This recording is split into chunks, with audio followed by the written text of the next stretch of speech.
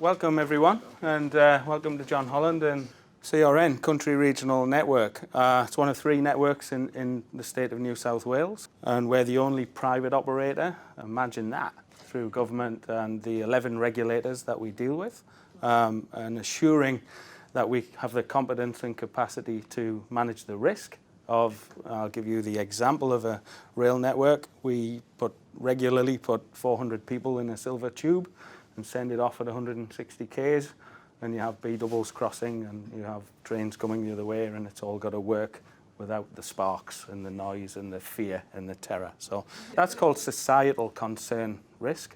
We have individual risk, work health and safety, etc., environmental risk, but key for me in the world that I live in 24/7 is that societal concern. So I guess do many people travel by train in Sydney Trains?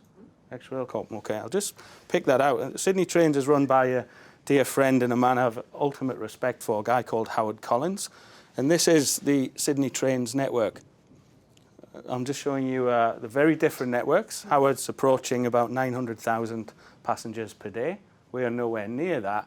But if you look at my challenge and our challenge as a team, the red and the green bits are what we are responsible for every day. So our challenge is tyranny of distance, regional remote communities. We work through 254, I think, regional councils and boroughs and shires, etc., and all of those communities. And when we rock into town for our major renewals or capital works or routine maintenance or whatever, our property portfolio, you know, we make a big impact on the town. And for me, it's about clean people, well-behaved, clean vehicles, add value to the town, help the town sustain.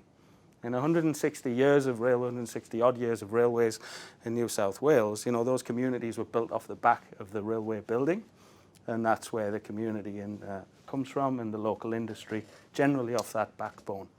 So it's incumbent on our team here and me to sustain it. So we do everything, we self-perform everything apart from major specialist works. We have 420 full-time staff and sometimes almost double that number in contractors, and all needs very careful managing in a hazardous industry working in a live railway environment. So, all right, so look, here's some stats. There's 5,500 kilometres of red and green bits. That's operational railways and non-operational railways. We also have 27,000 hectares of land that we look after on behalf of Transport for New South Wales, and we're spread over, I think it's 200,000 square miles. So that's something like 600,000 square kilometres of John Holland people doing stuff to our communities and our railways. So just imagine the scope of operation and the opportunity for everybody to be part of that and deliver a great product for government and for the community. A new one for me, 1,200 property assets, is 360 odd heritage assets, and I think we're the second largest custodian of heritage assets in the state. And if we were a private real estate organisation, we'd be one of the largest real estate agents in the state. So imagine the challenges there as well, and the opportunities for products and people and sustainability when we have mums and dads in tied railway cottages. We have a pub up on the top bit. We have commercial concerns. So we rent and we lease and we license and we do all of those things a real estate agent would do on this network for government. There's 2.7 billion tons, gross ton kilometres travelled. That's the train, the rolling stock, the commodity moving through the network per year. Almost 2,000 requests for access to the network every year. A train control centre up in Newcastle in Mayfield that will plan and execute every train movement on the network. And it's 24/7. You know, I was thinking before, Jesus Christ, it's only Thursday, but anyway, it's nearly Friday. But when you look at the stats, often we have as many trains on a Saturday and a Sunday, and we do a lot of closed down work. We have a lot of people, we're open for business on a weekend. So look, a holistic approach in John Holland's sense, there's all of that on there. I think Renuke showed some of that. Capital life cycle costs, we work for government, we work for the community. It's not about John Holland revenue here. We're the steward of that enormous and amazing asset. So we've got to leverage as much value for government to get the best bang for buck for the dollars. We spend about 250 million per year maintaining the network in all aspects, and you know, government wants $300 million of value out of it, and why not? That's our challenge. So the equipment we use, the way we work, the planning, the military precision that goes into a close down to do as many jobs as we can with the right materials, do it once, in and out, quality job, move on. There's enormous scope for good products that are standard maybe, easy to use, will last longer, have less energy, less transport costs, more modular. You know, we could go on and on and on. I guess I'll share with that, there's 1.8 million assets on CRN. There's about 600,000 work orders in our asset management system.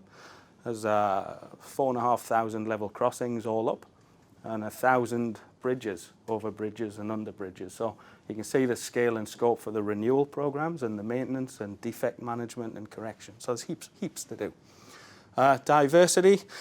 You know, it's only in July that we had our smoking ceremony here for NAIDOC week, and it's a large thing. You'll see some of the artwork around, and we're a large employer of Aboriginal Australians, about 15%. We're roughly 7 times the federal target, and we don't have a target. That's where we are, that's what we want to do, that's what we believe in. Diversity and gender balance is about the same, etc., etc. So absolutely key. It's a large passion of mine. Outside, you know, I've got railways, but the bits that I really like are those social aspects. So drive quite hard in those areas. Community, I think I mentioned before. You know, when we have 100 guys rock up, we want to stay in the local hotels. We want to eat in the local cafes and restaurants. We want to add revenue, and we want to be loved by the town. Heritage we've spoken about. We're now working hard to try and take redundant heritage buildings, old stations, etc., find people who are willing to lease them, maybe not for profits more prevalently, and try and turn that into men's sheds, youth clubs, value. So these beautiful old buildings get some level of use again, and it deters vandalism. There's a pride in the town, and we do try to do that as well as everything else. In terms of the network, we've removed over 100 speed restrictions from the network through targeted asset management. So just imagine we have 20 above rail customers who want to move trains about to do various things. And when we send a freight train to Canamble, it now takes 3.5 hours less to travel each way. So imagine the cost reduction. Imagine how they can plan. They may need less crew. They may need to go up and down in a day. They don't need hotel costs. And you know, so the price of commodity on rail versus road, we're really trying to challenge that debate. In passenger lines, we have 0 speed restrictions for the first time in 20 years on our network. And some of those speed restrictions have been on for a significant amount of time. Real challenging engineering tasks to fix, but let's get on it. Let's focus on it and take it away. Let's not do a short-term thing. Let's do it properly and then move on. And that's been the philosophy. So, upgraded the train control system. Believe it or not, you couldn't actually see where the trains were on the network. And we put a GPS polling system in place. We did that in 11 months, and now we can see where our trains are. So we're now not reliant on a train driver saying, "Oh yeah, mate, I'm at Narromine." When, no, you're not. You're at Tamworth. Imagine that risk of train-to-train collision. And that system is 150 years old, and I was trained in that. So it actually works when you follow it properly.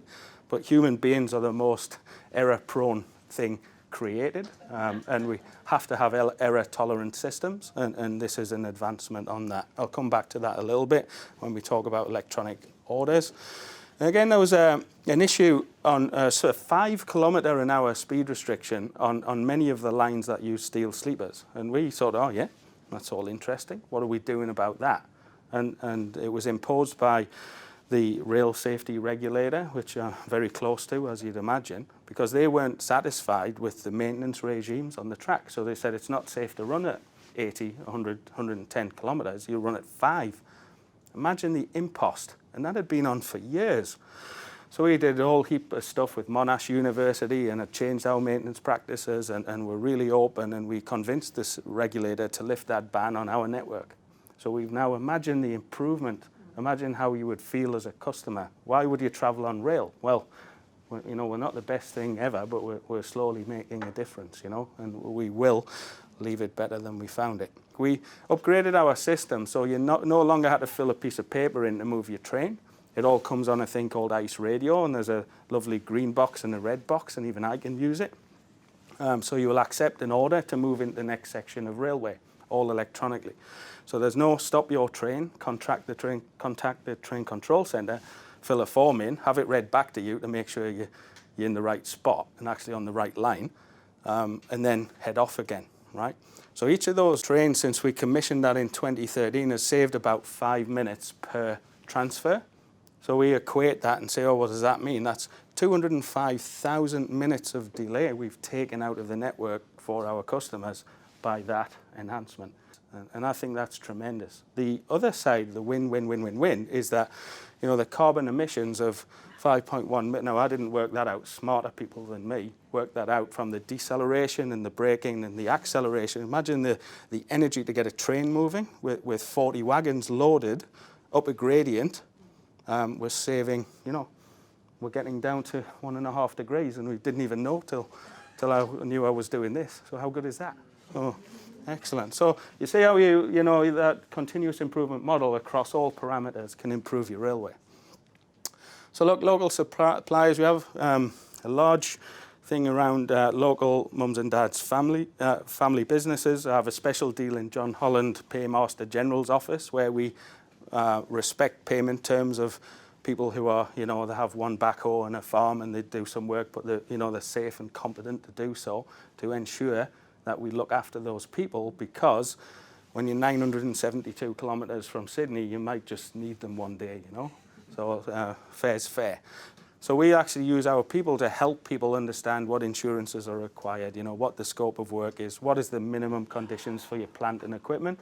So we actually go out of our way a little bit to try and help engage with people, because it's scary, you know, it's hard to do. So that's not right. So we fix that as well. So we do provide opportunities. We work together. We take very low base organisations who want, you know, railways are tough places, high barriers to entry with the safety requirements. So we'll start people off with very, you know, off-track works, maybe vegetation clearance, and let's prove your worth and get used to trains passing you and being at a safe distance and understanding the rules, and then maybe you can move on. So we also prepared to develop organisations, and we've done that with not too many, but one or two who get it, you know, and want to get it. So again, trying to create opportunities for people to innovate and be a little bit special. That's us. This is Amber, who's probably about to blush furiously at the back, is a large proponent in our environmental team. As I said before, yes, there's one thing to run railways, but we also have community responsibility to the non-operational railway lines and the flora and fauna. And I think this is one of the big successes of our network. We've worked with Taronga Zoo. The small purple pea is an extremely endangered species where we've been seed collecting and the packeting them off, and the germination is once in 17 blue moons and all that, and then they bring them out, and we're helping to do that to find the seeds and collect and harvest. Squirrel gliders, we're reintroducing them through nesting boxes. We put 60 nesting boxes up, something like that, and I've seen the pictures of these things that are squirrel gliders, and they've got eyes and fur and stuff, and yeah, it was all exciting, but I'm happy to back it, by the way. I'm just joking. The Heritage Precinct at Tamora said where we're restoring buildings that are disused, but they're such beautiful old buildings, you know, it's wrong for them to go into decline. Hope you enjoyed it. You know, you can ask us any questions anytime, and I'll hand over to Robin. Thank you all.